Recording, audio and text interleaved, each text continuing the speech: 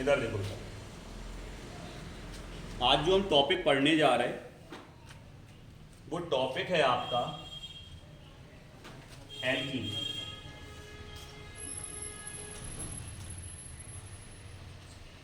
और बात अगर हम एल्कीन की करें तो एल्कीन एक हाइड्रोकार्बन का प्रकार है। हाइड्रोकार्बन हम पहले पढ़ चुके।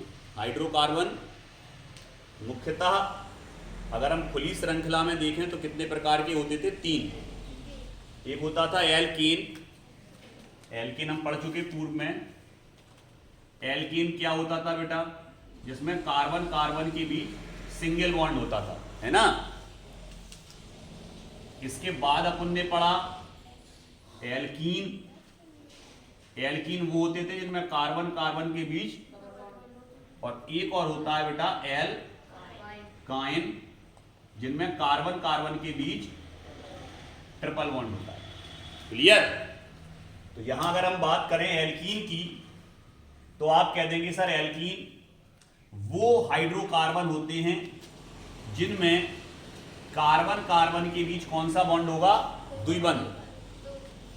और स्टार्ट कहां से होते हैं ये एल्कीन? तो स्टार्ट होते हैं ये एथीन से। कहां से? क्योंकि डबल बॉन्ड के लिए कम से कम 2 कार्बन चाहिए जिनके बीच में डबल बॉन्ड होगा। तो ये एथीन से स्टार्ट होंगे, 2 से। अकेला एक कार्बन डबल बॉन्ड नहीं बना सकता। क्लियर? तो 2 कार्बन के बीच कम से कम डबल बॉन्ड होंगे। तो इस तरह के आपके जो हाइड्रोकार्बन होंगे वो क्या कहलाएंगे बेटा? एथीन, जो कि एक प्रकार का सबसे सरल क्या है? एल्कीन। एथीन एक सरल एल्कीन है। क्लियर? और इनमें कार्बन कार्बन के बीच क्या है? Double bond.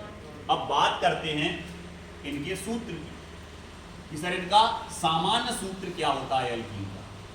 तो एल्कीन की अगर हम सामान्य सूत्र की बात करें बेटा तो वो होता है CnH2n। ये सामान्य सूत्र होता है।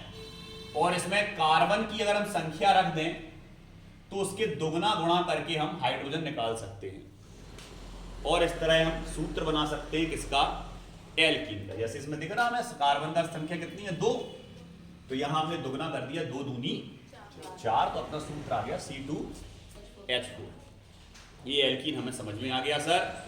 एल्कीन वे हाइड्रोकार्बन होते हैं जिनमें कार्बन कार्बन के बीच द्विबंध पाया जाता है, जिनका सामान्य सूत्र CnH2n होता है। ये हमने सबसे स्टार्टिंग में 4 लाइन लिखी। क्लियर? अब हमने क्या पढ़ा इसके बाद? सर इसके बाद हमने एल्कीन में क्या पढ़ा? तो इसके बाद हमने एल्कीन में पढ़ा सर समावयवता। एल्कीन में हम नई हेडिंग डाली थी, वो डाली थी सर एल्कीन में समावयवता। अब अगर हम एल्कीन में समावयवता की बात करें तो एल्कीन में बहुत सारी समावयवताएं देखने को मिलती हैं, जिनमें से हमने मुख्यतः 3 या 4 समावयवताएं लिखी। जिसमें सबसे पहली जो समावयवता थी बेटा वो समावयवता आपकी थी स्थान समावयवता। नंबर 1 पहला सबसे पहली समावयवता एल्कीन में जो हमने लिखी वो लिखी बेटा स्थान समावयवता। अब हम बात करते बेटा स्थान समावयवता की। तो अगर हम स्थान समावयवता देखें तो ये स्थान समावयवता की अगर हम बात करें तो इस प्रकार की समावयवता कब उत्पन्न होगी और कैसे पाई जाएगी, इसके बारे में हम देखें तो इस प्रकार की समावयवता तब उत्पन्न होगी जब किसी कार्बन श्रृंखला में जो द्विबंध होगा वो अलग अलग स्थान पर उपस्थित होगा। जैसे हमने यहां कहा हमारे पास 4 कार्बन है बेटा, 1 2 3 और 4। ये हमारे पास 4 कार्बन हैं। इन 4 कार्बन में यहां सिंगल बॉन्ड है कार्बन कार्बन के बीच, फिर यहां पर भी सिंगल बॉन्ड है, लेकिन यहां डबल बॉन्ड। मतलब एक सिंगल फिर डबल, और डबल बॉन्ड आ गया तो ये एल्कीन हो गया बिल्कुल एल्कीन। अब कितने कितने हाइड्रोजन इनसे जुड़ते हैं सबको पता। कार्बन कितने बॉन्ड बनाता है? 4। तो सर इससे जुड़ने वाले हाइड्रोजन की संख्या होगी 3। क्यों? क्योंकि एक बॉन्ड तो इसका बन गया और 3 हाइड्रोजन जो शेष बचे हैं वो बॉन्ड बनाएंगे। तो इसकी संख्या सही है। इससे कितने हाइड्रोजन जुड़ेंगे? तो आप कह दोगे सर इससे हाइड्रोजन जुड़ेंगे 2, और इससे कितना जुड़ेगा तो आप कह दोगे 1। अलग दिख रहा, देखो 1 ही जुड़ेगा, देखो यहाँ पे 1, क्लियर। और यहाँ पे जुड़ेंगे 2। और इसका अगर हम नाम बोलें तो हमने इसके पहले आपको IUPAC नेम, IUPAC नेम पढ़ाया है। IUPAC नेम में हमें पता है कि नंबरिंग वहीं से होगी जहां से डबल बॉन्ड पाया जाता है। तो ये होगा सर पहला कार्बन, ये होगा दूसरा, ये होगा तीसरा और ये होगा चौथा। तो हम इसका नाम दे सकते हैं सर 1 ब्यूट माने 4 कार्बन और डबल बॉन्ड लगा है तो 3, तो इसका नाम हो जाएगा सर 1 ब्यूटीन, क्लियर। अब स्थान समावयवता पढ़ रहे चूंकि हम, तो स्थान समावयवता में क्या होगा कि जो कार्बन श्रृंखला में जो द्विबंध है इसका स्थान अलग अलग होगा। अब ये कौन से कार्बन से जुड़ा था बेटा, पहली पे, अब ये कहां आ जाएगा, यहां से खिसक के बीच में, मतलब अब क्या होगा, तो अब फिर से हम 4 कार्बन बना रहे सर, और इन 4 कार्बन में डबल बॉन्ड कहां ले आए हम, बीचों बीच। तो यहां पर कितना, एक सिंगल बॉन्ड, एक सिंगल बॉन्ड, यहां कितने एच जुड़ेंगे सर 3, यहां कितने एच जुड़ेंगे सर 3, 3 और 3 तो जुड़ेंगे कम से कम, इनमें एक जुड़ेगा सर, एक यहां और एक यहां, क्लियर। अब ये दूसरे नंबर पे आ गया तो इसका नाम क्या हो जाएगा 2 ब्यूटीन। उदाहरण समझ में आ गया बेटा अच्छे से। ऐसे ही आप कितनी भी लंबी कार्बन श्रृंखला में इस तरह का उदाहरण बना सकते हैं। अगर मान लो 6 कार्बन ले रहा है तो पहले पे भी जुड़ सकता है, दूसरे पे भी जुड़ सकता है, तीसरे पे भी जुड़ सकता है, तो ऐसे अलग अलग समावयवी बनते चले जाएंगे। स्थान समावयवता सबको अच्छे से समझ में आ गया। इसके बाद हम बात करते हैं बेटा अपनी सेकंड समावयवता, जिसका कि नाम है आपका, सेकंड समावयवता क्या लिखी थी आपने, हाँ श्रृंखला समावयवता। अब हम बात करते हैं अपनी श्रृंखला समावयवता की। तो श्रृंखला समावयवता क्या होती सर, तो इसमें आपने लिखा होगा अच्छे से कि कार्बन परमाणुओं के बीच इसमें भी डबल बॉन्ड तो पाया जाएगा, लेकिन जो कार्बन परमाणु हैं वो भिन्न भिन्न प्रकार से क्या हो सकते हैं, जुड़ सकते हैं। आ गया समझ में। कहने का मतलब ये है कि मान लें कि हमारे पास एक डबल बॉन्ड वाला, जैसे अपन ले रहे हैं, यही वाला एग्जांपल ले रहे हैं, देखो गौर से 1 ब्यूटीन, जिससे आपको बार बार एग्जांपल, वैसे तो अपन अलग अलग बना सकते हैं लेकिन सिंपली देखें तो हमें बार बार रटना नहीं पड़ेगा। आ गया समझ में। लो देखो हमने ये ले लिया, क्लियर। ये हमारे पास क्या है, एक एल्कीन है, और इस एल्कीन का नाम क्या था बेटा, तो आप कह दोगे सर इस प्रकार के एल्कीन का जो नाम था वो क्या था, तो आप कह दोगे सर इसका नाम था 1 ब्यूटीन, यही था ना 1 ब्यूटीन, क्लियर। अब इसी को अगर हम अलग तरीके से और बनाना चाहें तो कैसे बना सकते हैं, तो आप कहोगे सर ये डबल बॉन्ड यहां भी हो सकता है। आ गया समझ में, मतलब श्रृंखला में ये कहीं भी हो सकता है। तो मान लें कि ये डबल बॉन्ड मान लो यहां है, यहां पर हम CH3 जोड़ रहे हैं, देखो इसके आगे कोई C जुड़ा क्या, इस कार्बन के आगे, इस CH2 के आगे कोई C जुड़ा क्या, नहीं। तो हम यहां पर क्या ले रहे हैं सर, इसको ऐसे कर दे रहे हैं, यहां पर हम ले रहे हैं सबसे पहले CH, ठीक है, क्या ले लिया अपन ने CH। और अगर आप यहां नहीं चाह रहे तो आप इसको ऐसे ही लिखा रहने दो जैसा लिखा है, सेम टू सेम लिख ले रहे हैं, और फिर इसमें चेंज कर दे रहे हैं। इधर देखो CH3 bond CH2 bond CH और डबल बॉन्ड CH2, देखो सेम टू सेम लिखे दोनों। यहां से हमने क्या किया बेटा, एक H हटाया, देखो गौर से देखना, यहां से हमने क्या हटाया, एक H, और इस वाले बॉन्ड को कहां ले आए हम, इस वाले बॉन्ड को पहले कहां ले आए, यहां। तो इस वाले बॉन्ड को यहां लाओगे तो इस कार्बन का बॉन्ड बढ़ गया, देखो बढ़ गया, इसका बढ़ गया और इसका नहीं बढ़ा, क्योंकि इन दोनों के बीच में बॉन्ड था। और यहां तोड़ के अगर आप यहां लगाओगे तो इसका घटेगा, इसका तो देखो वही का वही है, चाहे डबल यहां बना दो तो भी इस कार्बन का, और चाहे डबल यहां बना दो तो भी इस कार्बन का। तो घटा बॉन्ड किसका, इसका घटा। आ गया समझ में। तो यहां से एक H हटेगा, देखो ये हट जाएगा H, और ये यहां जुड़ जाएगा। आ गया सर समझ में। तो ये हो गया CH3। अब देखो इस कार्बन के क्या 4 बॉन्ड हैं, बिल्कुल है सर, देखो इस कार्बन के 4 बॉन्ड होंगे, एक हाइड्रोजन जुड़ा और 1 2 3 बॉन्ड, और इस CH3 को हम ऐसे भी जोड़ सकते हैं,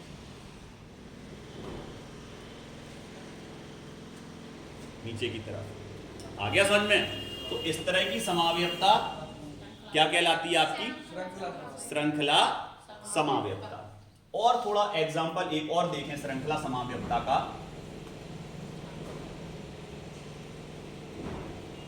तो थोड़ा बड़ी कार्बन चेन ले ले रहे हैं, ठीक है? कार्बन चेन कैसी ले ले रहे हैं बेटा? बड़ी। 1 2 3 4 5 5 ले ले रहे हो, क्या दिक्कत है? 5 ले ली। अब यहां पर आपका डबल बॉन्ड है, नहीं कैसे कैसे सर? ये ऐसे भी जुड़ सकते हो। 1 2 3 4 5, अभी भी देखो 5 ही है ना सर? ये ऐसे भी जुड़ सकते हो। 1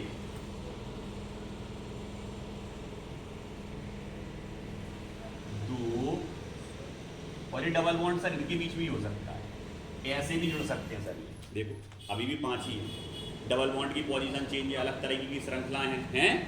तो इस तरह से आप कई क्या बना सकते हो इसकी? श्रृंखला समावयव। क्लियर? लेकिन मेन जो एग्जांपल होता है श्रृंखला समावयवता का, अगर सिंपल एग्जांपल जिसमें क्लियरली दिख रहा कि श्रृंखला समावयवी है, वो ये है। ये क्यों है? क्योंकि सर जिस कार्बन पे डबल बॉन्ड लगा है, देखो कार्बन का डबल बॉन्ड नहीं हटा, कार्बन का डबल बॉन्ड वहीं के वहीं है, लेकिन कार्बन के जुड़ने का तरीका बदल गया। देखो यहां इसमें सीधी लाइन में 4 कार्बन जुड़े थे सर, इसमें 2 कार्बन और आगे फिर 2 ऐसी शाखाएं हो गई उसकी। आ गया समझ में? आइसो वाली शाखा हो गई है। क्लियर?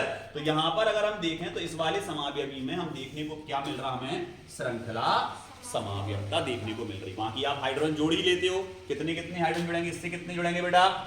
3, इससे 2, इससे 2, इससे 1, इससे 2 जुड़ेंगे क्योंकि 2 बॉन्ड है, 2 हाइड्रोजन। इससे 2, इससे 1 क्योंकि 3 बॉन्ड है ना, इससे 3 और इससे 3। क्लियर? तो ये आपको श्रृंखला समावयवता समझ में आ गया। इसके बाद अगली समावयवता क्या थी बेटा? तो अगली समावयवता की अगर हम बात करें तो वो थी आपकी चक्रीय समावयवता। चक्रीय समावयवता। अब जब बात चक्रीय समावयवता की आती है बेटा, तो इस प्रकार की समावयवता में हमें क्या देखने को मिलता है? तो आपने ये देखा कि इस प्रकार की समावयवता प्रायः साइक्लो एल्केन और एल्कीन में देखने को मिलती है। तो एक तरफ अपन लिखेंगे एल्कीन और एक तरफ लिखेंगे हम साइक्लो एल्कीन। इन दोनों में समावयवता होगी। साइक्लो एल्कीन किसके समान होगा? एल्कीन के समान होगा। अब साइक्लो एल्कीन और एल्कीन में कैसे समावयवता देखेंगे, उसके 2 उदाहरण आपको समझा रहे हैं, बहुत अच्छे से समझना बेटा। एक कार्बन, दूसरा कार्बन और तीसरा कार्बन। ठीक है सर? चूंकि ये एल्कीन है तो इसमें क्या आएगा बेटा? डबल बॉन्ड आएगा, बिल्कुल आएगा सर, डबल बॉन्ड और सिंगल बॉन्ड। यहां पर अगर अपन बात करें तो इससे कितने एच जुड़ेंगे? 3। इससे कितना एच जुड़ेगा बेटा? 1। इससे कितने एच जुड़ेंगे? 2। ये बन गया अपना एल्कीन, और एल्कीन में भी इसका नाम क्या होगा? तो आप कह दोगे सर एल्कीन में भी इसका नाम होगा प्रोपीन, 1 प्रोपीन। बिल्कुल सही बेटा, 1 प्रोपीन। क्लियर? अब ये कैसा हो सकता है? ये ऐसा भी हो सकता सर, ऐसा। जोड़ो सबसे कितने कितने हाइड्रोजन जुड़ेंगे सर? इससे भी 2, इससे भी 2, इससे भी 2। दोनों का अणुसूत्र देखो जरा, क्या समान है? बिल्कुल है सर। 1 2 3 कार्बन, 1 2 3 कार्बन, 2 और 3 2 5 और 1 6, 2 2 4 और 2 6। बिल्कुल सर, इसका अणुसूत्र इसका अणुसूत्र क्या है? बिल्कुल समान है। तो जो एल्कीन होते हैं वो किसके समान अणुसूत्र रखते हैं? साइक्लो एल्केन की तरह, और एक दूसरे के क्या होते हैं? समावयवी। क्लियर? तो चक्रीय समावयवता सबको समझ में आ गई। अब एक और एग्जांपल देखें इसका। तो एक और एग्जांपल में हमने इसके एक और एग्जांपल में बेटा लो 4 कार्बन ले लिए। कितने ले लिए? 4 कार्बन। और यहां कितने हाइड्रोजन जुड़ेंगे? 3। यहां 2, यहां 1 और यहां कितने जुड़ेंगे? 2। ये तो क्या बन गया आपका? तो आप कह दोगे 1 ब्यूटीन, क्योंकि हम पहले लिख चुके पूर्व में। देखो ये लिखा 1 ब्यूटीन। क्लियर? अगर इसको अपन चाहें इसका चक्रीय समावयवी कैसे बनाएंगे, तो आप कह दोगे ऐसे बनाएंगे। कितने कितने हाइड्रोजन जुड़ेंगे सर? 2 2 जुड़ेंगे सब में। देखो बिल्कुल सर, बिल्कुल सर। आ गया चक्रीय समाव्यक्ता सबको अच्छे से समझ में? क्लियर? ये किन किन में पाया जाएगा? तो इसमें कौन कौन से यौगिक आपस में समाव्यक्ता दर्शाते हैं? साइक्लो, एल्कीन और एल्कीन। ये आपस में क्या दर्शाते हैं बेटा? यहाँ समाव्यक्ता दर्शाते हैं। और अब लास्ट समाव्यक्ता की बात करें, किसके? किनके? किनके नाम समझ लो बेटा। देखो यहाँ सिंगल बॉन्ड है, सभी सिंगल बॉन्ड है, तो साइक्लो तो लगेगा। और साइक्लो के बाद क्या लगा बेटा? एल्कीन। अब एल्कीन माने सिंगल बॉन्ड जो भी होते हैं वो देखो एल्कीन होते हैं, ये लिखा देखो ऊपर ही। तो अगर इसमें कार्बन गिनो कितने? मेथ, एथ, प्रोप, तो इसका नाम क्या हो जाएगा? प्रोपीन। क्लियर? साइक्लो लगेगा लेकिन, क्योंकि चक्रीय है। और इसका नाम क्या हो जाएगा? साइक्लो ब्यूटेन, क्योंकि इसमें कितने कार्बन है? 4, तो इसका नाम साइक्लो ब्यूटेन और इसका नाम साइक्लो प्रोपीन। क्लियर? ओके। अब हम बात करते हैं बेटा एक लास्ट समाव्यक्ता की, जो कि समाव्यक्ता आपकी है ज्यामितीय समाव्यक्ता। यही है ना लास्ट की बेटा? यही है ज्यामितीय समाव्यक्ता की बात कर रहे हैं बेटा। ज्यामितीय समाव्यक्ता की अगर हम बात करें, लास्ट टॉपिक है, अच्छे से समझ लो, बिल्कुल भी मटर गश्ती पे नहीं रहना है, समझ रहे? ज्यामितीय समाव्यक्ता की अगर हम बात करें तो ज्यामितीय समाव्यक्ता किसमें देख रहे हैं हम? चूंकि एल्कीन में, तो एल्कीन में यह समाव्यक्ता मैथ और एथ में देखने को नहीं मिलेगी, ना प्रोप में। ये कहां से देखने को मिलेगी आपको? ब्यूटीन से। तो मैथीन, एथीन, प्रोपीन में नहीं मिलती, ये कहां से देखने को मिलेगी आपको? ब्यूटीन से देखने को मिलेगी। तो सबसे पहले हम ब्यूटीन ही ले रहे हैं, ठीक है? क्या ले रहे हैं बेटा? ब्यूटीन। चलो जल्दी से बताओ बेटा, ब्यूटीन का सूत्र क्या होगा? और वो भी 2 ब्यूटीन लेना है हमें। क्या लेना है? 2 ब्यूटीन। तो आप कह दोगे sir C single bond C, double bond C, single bond C। और सर इसके पहले हम 2 ब्यूटीन, देखो ये लिखो, ये लिखा 2 ब्यूटीन लिखा है। क्लियर? तो इसमें कितने एच जुड़ेंगे बेटा? 3। इससे कितना एच जुड़ेगा? 1। इससे कितना एच जुड़ेगा? 1। इससे कितने एच जुड़ेंगे? 3। क्लियर? अब होता क्या है, यह समाव्यक्ता कब देखने को मिलेगी? यह समाव्यक्ता एल्कीन में इसलिए देखने को मिलती है, या तब देखने को मिलती है जब कार्बन कार्बन के बीच क्या होता है बेटा? Double bond. क्या होता है? और इसमें मुक्त घूर्णन नहीं हो पाता। घूर्णन मतलब समझ गए? एक कार्बन दूसरे कार्बन के सापेक्ष घूम नहीं पाता है, क्योंकि 2 बॉन्ड होंगे तो 100% ये बॉन्ड टूट जाएंगे अगर घूमेंगे तो। क्लियर? तो अगर सिंगल बॉन्ड होता है तो वो अपने एक्स पे क्या कर लेता है? जैसे ये है, ये देखो, ये क्या कर रहा है? अपने एक्स पे रोटेट कर रहा, घूम रहा। इसको हमने स्थिर मान लिया, ये स्थिर है, देखो इसको हमने पकड़ लिया, देखो ये रोटेट कर रहा है। क्लियर?